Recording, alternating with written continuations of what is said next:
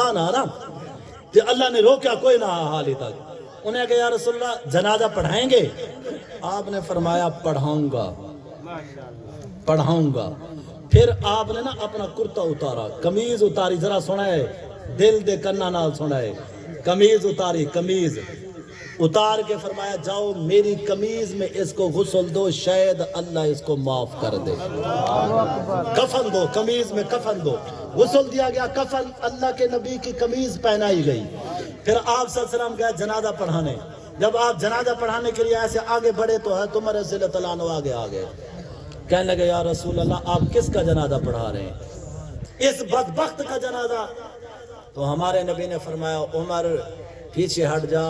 میرے اللہ نے روکا نہیں ہے جب روکا نہیں ہے تو میں پڑھتا ہوں شاید یہ بخشا جائے اپنے نبی کا پیار تو دیکھو کہ یہ جہنم سے بچیں یہ فکر تھی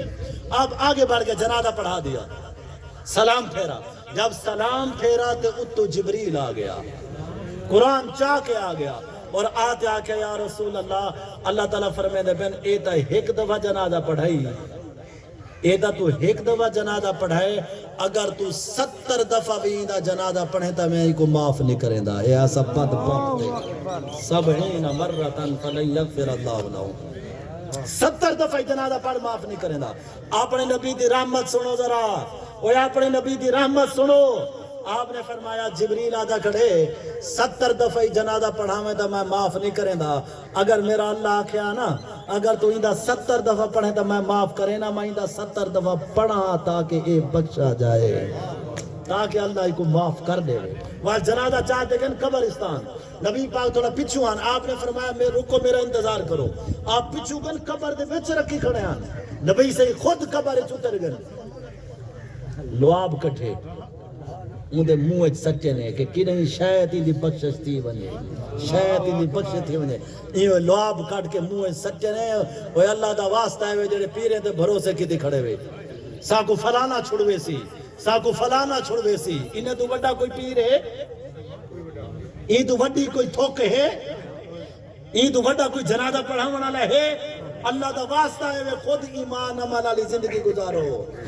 خود ایمان عمل علی زندگی گزارو نبی پاک نے لواب کٹھے موئے سچے نے تے قبر دے باہر نکلن دے جبیر والا آگے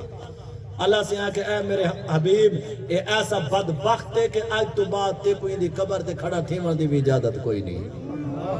قبر تے کھڑا تھیمن دی بھی اجازت کوئی نہیں ہن جیڑی گال اتو میں کو سمجھ آئیے میں اوڑا سامنا چاہنا تو تھوڑا جا پچھو ڈشم کہ نبی سائیں کرتا دیتے بندہ نہیں بخشا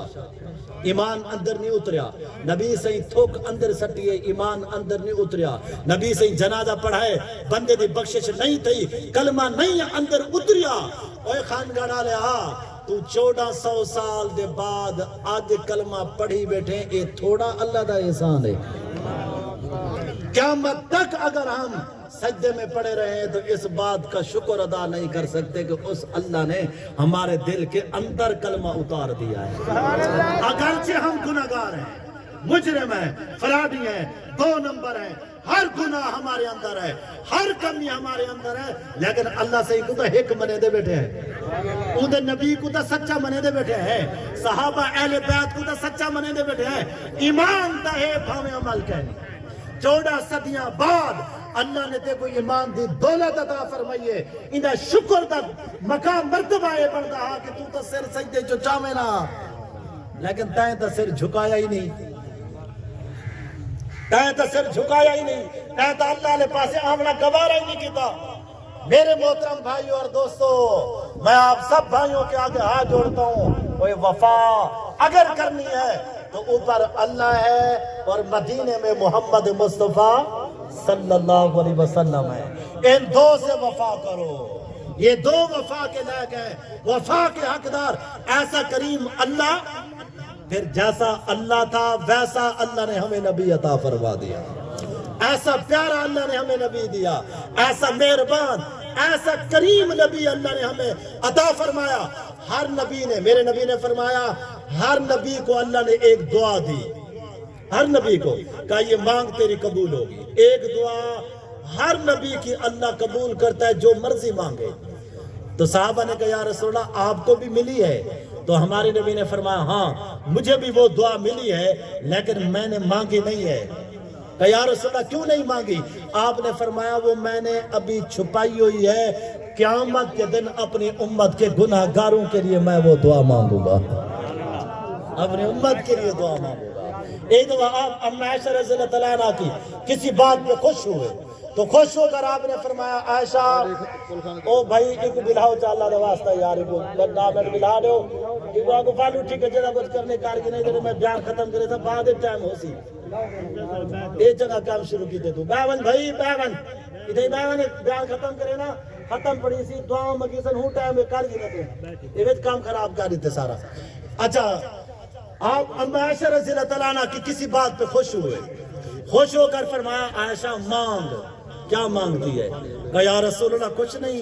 بس آپ راضی ہیں تو ٹھیک ہے۔ آپ نے فرمایا نہیں آج مانگ۔